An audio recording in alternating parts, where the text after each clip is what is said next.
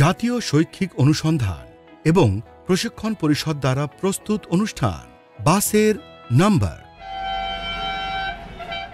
Madam, একটু দেখে হাঁটুন। আমাকে এটা বলো, এই বাস কোথায় যাবে? আমি কিশনগড় যেতে চাই। এই বাসের নম্বর কত? সুমনা অনেকক্ষণ ধরে ওই মহিলাকে আসা যাওয়া বাসের পেছনে ছুটতে দেখছিল।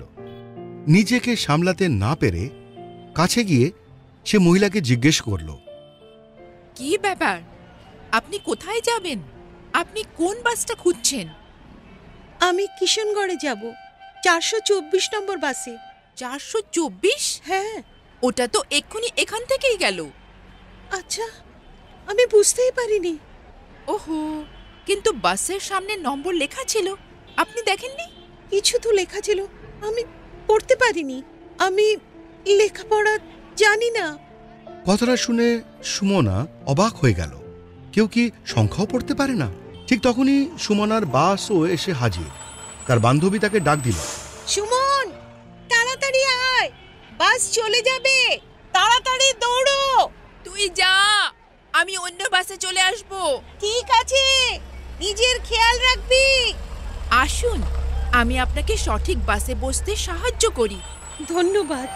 কয়েকটা বাস পার হওয়ার পর অবশেষে সুমনা 424 নম্বরে বাস আসতে দেখল। 424? দেখুন, আপনার বাস এসে গেছে। এটি আপনাকে কিশনগড়ে নামিয়ে দেবে।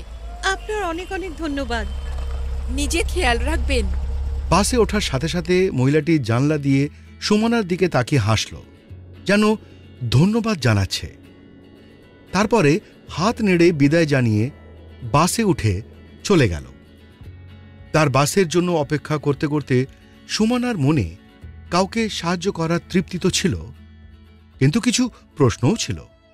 এটা কি করে হতে পারে যে কেউ সামনে লেখা বাসের নাম্বার পড়তেই পারে না?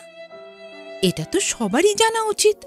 আমি ঠিক করে নিয়েছি, আজ থেকে আমার আশেপাশে এমন কাউকে পেলে যে লিখতে পড়তে পারে না, তাকে আমি পড়তে লিখতে শেখাবো। মৌলিক সাক্ষরতা আমাদের সকলের অধিকার এবং প্রত্যেকেরই এই অধিকার পাওয়া উচিত। এখনই আপনারা শুনছিলেন জাতীয় শৈক্ষিক অনুসন্ধান এবং পরিষদ দ্বারা প্রস্তুত অনুষ্ঠান বাসের নাম্বার।